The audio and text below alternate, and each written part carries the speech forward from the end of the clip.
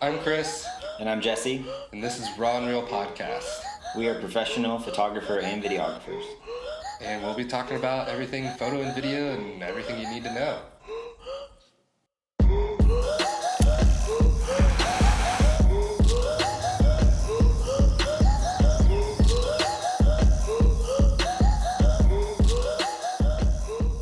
Gooch dog.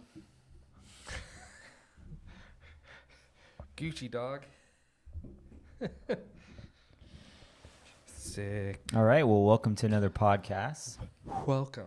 Welcome back. Hope you enjoyed last week. Yeah. Hope you're doing good today. Yeah. Having a beautiful sunshiny day, unlike we are here. Yeah. It's like splotchy, rainy, Weird. in and out. But, rainy days can be good too. Yeah. Those can be good days. But we're back on the Raw and Real podcast, here to talk about some more raw and real stuff. Oh, always raw and real. All right. All right. Today we're talking about when, how, and why. I'm pretty sure I said that out of order. When, why, and how to pick the right lens Yes. during a wedding. Yeah. So, because I figured this would be very helpful, especially to anybody who's like new or like very indecisive, because there's so many lenses out there. Jesse's here flexing. Yes. No, not flexing, but Oh, it's yeah. helpful to have the lenses in front of me Okay, so I I can just talk ha- about when, why, I just and have how I would use each of those. just got this one He has one, adapted. but you have one on there too. Yeah, we're using my 24 to 70. Okay, I was like, go back, please. I was wondering why that looks so big. I'm like, why? That's Yeah. the 50, but The adapter. yeah, because But is it still the same? Oh, it's still smaller. it's still small. It's still smaller than the RF version. But this is what it used to be. And even smaller without the adapter. Huh. Which I have to say, I think it's sharper now. Yeah, but I like the softness. Okay, yeah, don't break my stuff. I don't use lens converters, obviously. I do like how they still made it weather sealed, Yeah. the adapter. So that That's way when good. you put a lens like this on, it's still sealed all the way through. That's nice. It's a beautiful thing. It is beautimous thing.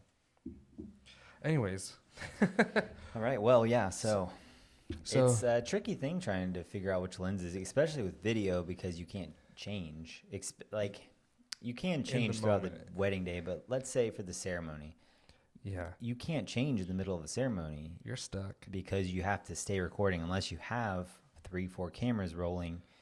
You might be able to switch one if it's handheld or on a monopod, maybe, but you In better Jesse's have those case- tripods in the right place, you know? In Jesse's case, you can change lenses whenever you want because he's using 4 cameras. Yes. In my case, You're done. no, you're No. just stuck with what you got. Yeah. So, I mean, we'll start off with a good one. First off, which one is your go-to lens for weddings and why? For me, it's definitely the 50. The 50 Yeah, video and photo. going prime. I just love it. It's great. It's perfect for whatever I need. So during the whole wedding day, photos especially, it's good for the whole thing. I can just move around the focal length instead of having to like if I need it wide, I'll just back up a little bit. If I need to get really close in, which it it focuses really close. True. So it's perfect and it's so sharp and just it's beautiful. And I only go to 1.8, so it's still so Yeah. sharp at 1.8. There's I don't a ever go to measure 1.2, which I could, but I do. It's fun. yeah, it's definitely a different look, even from 1.2 to 1.8. Yes. But for video, the reason why it's my go-to and kind of I use it the most is because I do use my Ronin, my gimbal. You're already It's stabilized. it's not as easy. It's not as efficient. It's easy, but it's not as efficient to keep changing lenses while shooting with the gimbal because you have to True. keep balancing your gimbal. Unless I did use a gimbal with my friend. He had a Nikon, which can never have a Nikon ever in my entire Never life. do it. But they have this whole series of lenses where it's like 35, 85, 50 that are all the same exact weight, balance, length. That's kind of nice. and you can switch them on the gimbal, which is amazing. So I wish Canon would do something like that. But again, it would be Yeah. with lenses like this. Yeah, I was not about to the say. big pro lenses. It would be, they would make like a 35, 50, and 85 like this. True. All But even the match. 35 and 50 are like Very two similar, different yeah. sizes. But they're And similar the 85 enough. is like even Yeah, a little bigger bit than bigger. that too. So, Yeah. So they I can didn't get- do it, so but they didn't do it, but it's yeah. I would have to say my go-to is the 24 to 70. yeah. I know that's very like generic for what a lot of people say, but it's I don't know. To me, I don't like changing a whole bunch, Yeah. and most of the time, this sounds like terrible, but I don't over prepare for weddings. So most of the time, if they're like, "Oh yeah, I'm getting ready at my house," I don't like think about how big the space is. I just go, "We'll see how it looks like when I get there." I feel like that helps with my creativity, and so being stuck with a prime, like if I were to use like my 50, like I would be stuck or be like, "How in the world do I shoot this? Like this is Yeah. way too tight, or this isn't like tight enough." Like I never know what I'm gonna need in that Yeah. very second, and just having that wide of a focal range for me is just very useful because I like to get establishing shots. I always do like my 3 rule, which is like wide, medium, tight. So if I can't get all 3 of those shots in the matter of like 30 seconds, Yeah. then With the same lens, I'm same not- setup. yeah. then I'm not using the right setup for the Mhm. time. But usually when we're at a venue, like I could get all 3 of those with the 50. So like with a 50, I'd be comfortable with that. Like, you Yeah. know, once we leave the getting ready spot or something like that. But the lens that I know I could use literally from start to finish at every single wedding, get everything I Yeah. want, 24 to 70, Yeah. which I know And is very so, generic. as a little adjustment, that would probably change because the 28 to 70 is similar in the 24 to 70. True. Except you get another stop. But it would be my go-to lens, and I probably would use it a lot more for video. But it's Brittany's lens. The wife Never stole it leaves her from you. camera, so she, except now, but she loves it and she uses it for photo, and she's at every wedding. So I do get to use it for video only weddings, which is great. There you go. But it's like 3,200 right now, so there's no way I'm getting a second one. Just Yeah, it's just, oh gosh, dude, just lugging this around. If you have a 28 to 70, you know how Heavy. heavy this lens really so is. heavy. It's what is it? Isn't it like 5 or 6 I don't pounds? know. Like just the looked it up lens and, yeah. itself is hefty. And if you're me, you're throwing this on a R3, which is very light, but the Yeah. whole setup as a whole, you're going to be lugging around what? I'm surprised it doesn't come with a lens collar. 'Cause Yeah, it's, I was it's shocked. much heavier. It's than much this. heavier than the I don't know, 70 much to 200. heavier. It's about the same. Really? Yeah, it is a little bit heavier though. No, it's heavier. It's like a pound or 2 heavier, dude. don't know. Come Let's on. Let's see. But yeah, that 28 to 70 it's hefty. The only reason I don't own one more so is because I like the image stabilization on the 24 to 70. That's also why that's my go-to lens for an entire wedding, photo or video, because that extra stabilization really helps me out a lot. It's 3.15 pounds. What is? The 28 to 70. 3 point what? 3.1. 3.1? A little over 3 pounds. Yeah. Okay, that's not bad. Definitely doesn't feel like it though. No, it feels like it's like a 5-pounder for real. Like it's heavy. You sure you looked at the right one? 1,400 grams. 1,400 grams. Huh. Did I even tell you? Tell us now. And the 7,800 is dun, dun, dun, Dun dun the dun. RF version. This one. What do you think? Probably 2. If the other one's 3. It is 2.36. Wait, with the tripod mount, it's 2.6. Yeah, so So 1,200 grams. So 200 grams more. This one's 200 grams more. I mean, But yeah, it definitely feels a lot yeah, heavier. it definitely feels heavier. I think because we're expecting this to weigh a lot. Because the EF versions were always Yeah. like 18 pounds. For real. And get so an arm this one has workout. always been pretty light. Even like the 24 to 70 on the EF has Yeah. been on the lighter On side. the lighter side of things. So and it's fat. Like, look how Yes. fat that is. Anyways, this isn't a lens. We're not Yeah, like, this isn't lens comparisons. mine's bigger than yours. But I don't know. Okay. I just need to. I like to find one lens that Yeah. can do So that's why everything I I need. use the 50 for most of it. Okay. But yeah, obviously it's my go-to, but not Yeah. one I use all the time. Which one's your favorite, or which one do you think is the best one to use for a ceremony? For the ceremony, photo, video, hands down, it's the 7200. I don't think there's a Yeah, I better don't- ceremony And I don't lens. think you can really beat. No matter what lens you use, that's the best lens you could use. I think it's it just gets the best. Like, all of my favorite ceremony photos are from that lens. It's just nice to have that reach. yeah. Like, I don't think people realize like how convenient that is. Yes. Just to be like so good. kind of like semi-wide at 70, because obviously if you're at an intimate wedding, like it's not gonna, or an elopement, like you don't really need a 70 to 200 then. Like a 24 to 70 would probably be suffice. But as soon as you hit like those normal sized weddings, which are 100 people plus, like this is a lifesaver. Yeah. There's nothing better than having a camera locked down on a tripod with a 7200 focused in on the groom, focused in on the bride. Yeah. Those shots you will never be able to get another way. That's true. And when you see a video with those shots in it, you're like, oh my God, how did they get this? Yeah. 7200 locked down on a tripod. Or 200. or a couple guys on a monopod, Yeah. or girls. 200. But yeah. Yeah, I can't even disagree with you on that one. Like, there really isn't a better lens for that. What would you say is probably the best one for receptions? So this is where Definitely tricky, different. my little baby comes in. My You're little- 50. My 51. Again, my 50. Love it. this, That's what I use. this is my reception. Yeah. It's my- Brittany's is my the 28 to favorite. 70 again. and Still. we switched to one camera during receptions for photo, and it's the 28 to 70 only.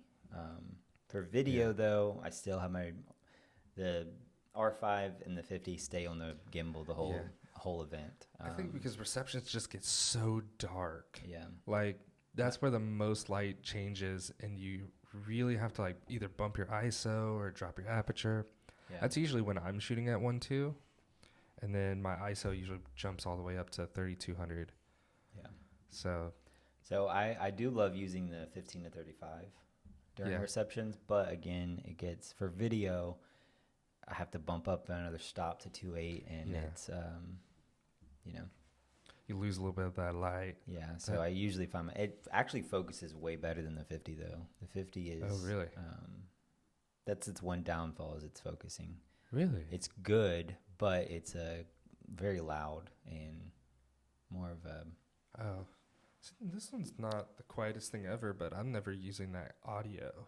yeah. For No, the audio is reception, not so- a problem. I mean, it's just the other one seems to be focusing kind of is more efficient. And Oh, true. Gotcha. the 50 has a really long focus.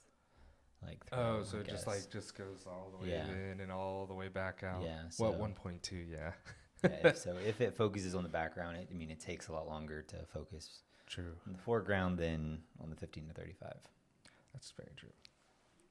Yeah. I think the receptions are fun because there's no real wrong answer. Yeah, and you can stop what you're doing and Yeah, you change can and- pause, you can take breaks, you can really get creative. You can use 15 to 35, you can use the 50, you can use 28 to 70, you can use a 7200. yeah, Whichever one you really want. You can even Kara's favorite. yeah. This little sucker never leaves her camera ever. The Never. 35 RF. I She feel loves like it. when they come out with the Pro one, I feel like I need to get that for her.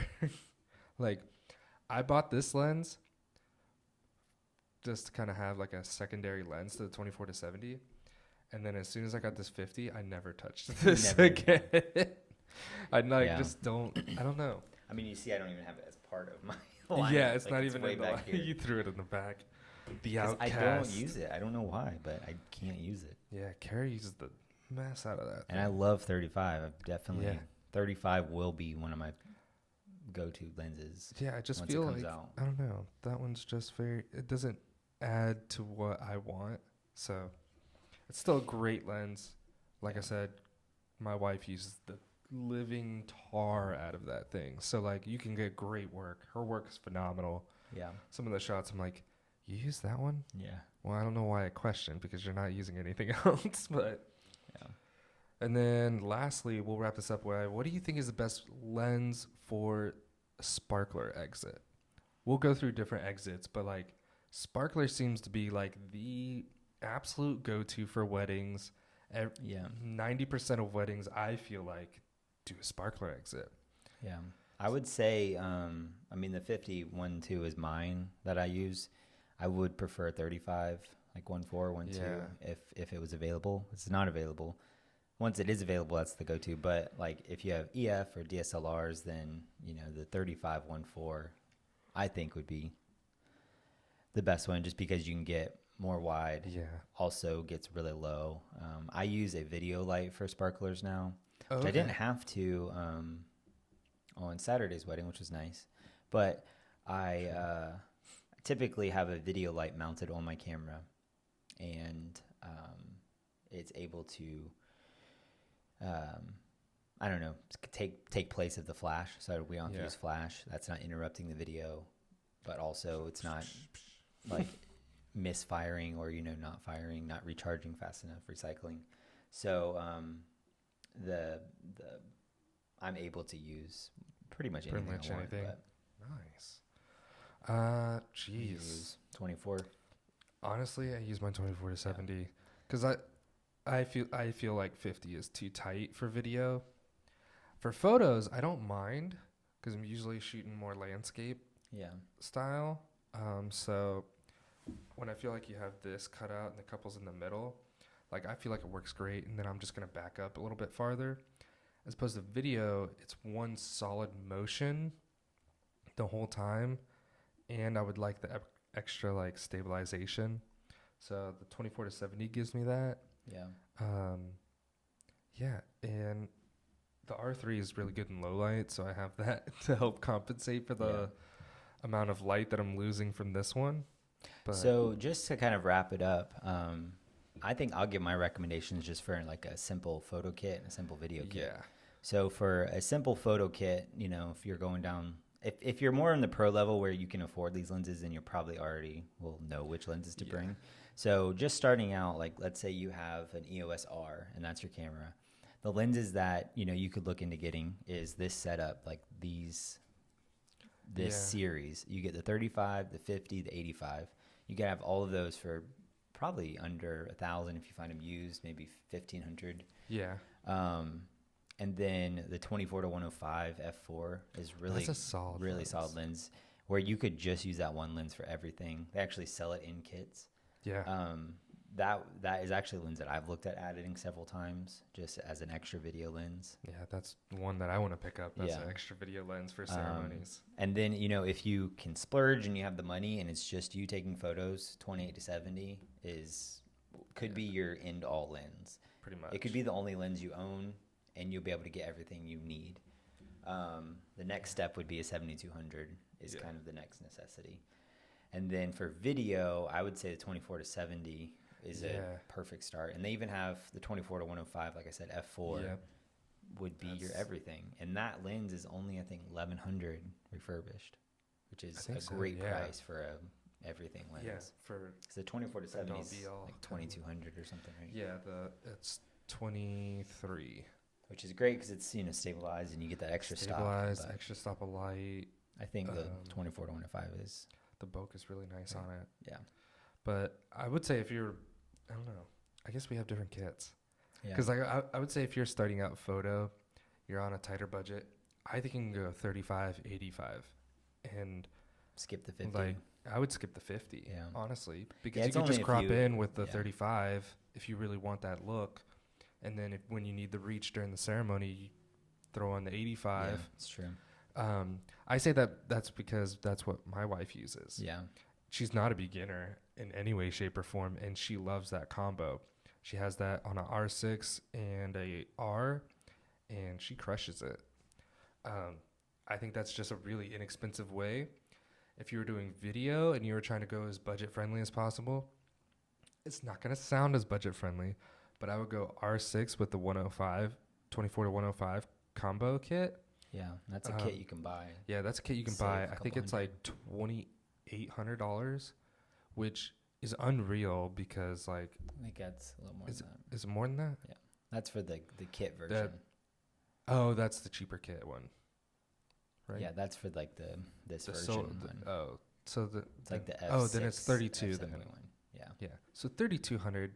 You have to think you're getting like a pro level wedding camera that does phenomenal video and photos, and you're getting a do it all lens that can literally you can go from getting ready rooms, like it has good bokeh, like you have all the reach you would ever need, like that is a solid setup for video.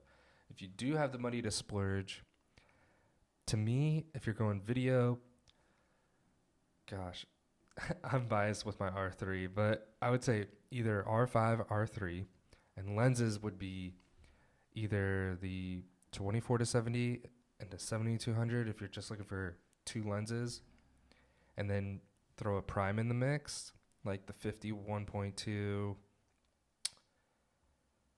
Yeah, we don't have The RF 800 F11. RF800. I was like, wait, hold on, what? I just ran into a brick wall with that one. I just went brain dead. I was like, what? I was like, I don't know where you're going with that one. You bird hunting during the wedding? But photo wise, I mean, this 28 to 70, you could just rock the whole wedding. And then, like, I wish they had like. Once you use one, you understand. Yeah, it's a beautifully like. Because I was always skeptical before I used it. Yeah. And Brittany was skeptical before she used it. And then I was like, just try it. Just use it. It's and phenomenal. now she does not care. She's like, it's so heavy. My hand hurts. My shoulder hurts. It has its but con. she still uses it. But like the size and the weight is, in my opinion, its only con. I'm excited to see what they do in like 10 years with the Mark II version. Yeah. I want to know if they're coming out with the 70 to 140 f2. Like, 'cause Yeah. I would get Yes, they that should. over It's, I think this. 70 to 135. Like, even if it was like the same size, I would get that over this. To Yeah. me, because I would get like that as well. I like the extra stop of light, but that's just me. So yeah, I think that pretty much wraps it up. I don't even know what I said. Wraps it up. Wraps it Rips All right, it thanks up. for joining us for another podcast. Hope you like these being a little bit shorter. Yeah, I'm trying to make them a It's little bit different. quicker Yeah. for you guys. Get to the point faster. So, see you guys on the next one. See ya. Peace.